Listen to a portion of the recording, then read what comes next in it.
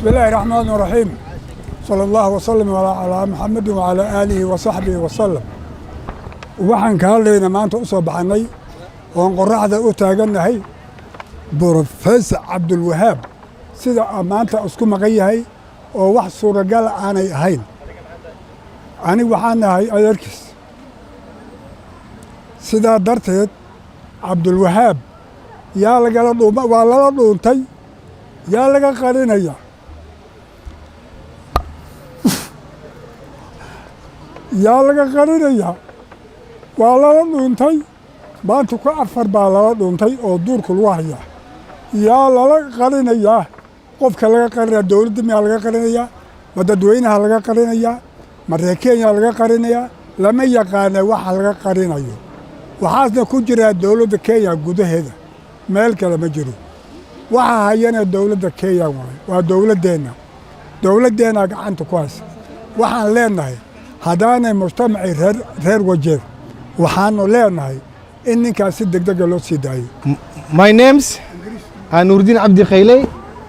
We are here assembled to protest against the extrajudicial arrest or extrajudicial abduction of our brother in broad daylight in the city center of Nairobi. It's very unfortunate for a law-abiding citizen who is doing about his business, who is moving around freely, to be abducted by unknown strangers. You could be very comfortable if people who have arrested or abducted him are known and can be traced. It's the obligation of the government of the day to protect the lives and properties of the citizens. It is enshrined in the constitution. We are demanding justice for our brother. Justice delayed is justice denied. We all know. So our brother must either be produced in a court of law or released to his family so that at least they can reunite with him and get relieved from the trauma that we are experiencing. It's very unfortunate.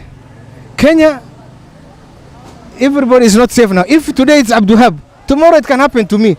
It can happen to you. So we cannot remain silent when one of our brothers is suffering somewhere that we don't know. If we knew he is under arrest, if he is in cell, in police cell, we could have been comfortable and even visited him, paid a visit and taken him some food to him, some medicine, and at least interacted with him. But today we don't know where he is. We don't know his whereabouts. It's very unfortunate. People are in suspense. They are traumatized. So we are demanding, it's not a request, we are demanding and giving the government of Kenya an ultimatum of 48 hours for Abdiwahaab to be produced in a court of law. Thank you very much. Mimi ni Nasir Bilal Ilmi, mkazi wa Wajir. Leo tumekutana hapa kwa sababu ya ndugu yetu Profesa Cabdiwahaab Summit ambaye alitekwa siku 4 iliyopita. Profesa ni mtu anajulikana, mzaliwa wa Wajir, hasa mwenyeji wa Hadado. Sisi kama jamii na mandugu zake tumekutana hapa, tumehuzunishwa siku 4 iliyopita.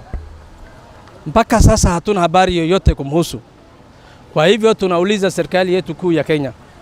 Abdiwahaab ni msomi ambaye anajulikana, mwenye tajriba ya kuongea juu ya siasa ya Afrika, haswa Ethiopia na Somalia.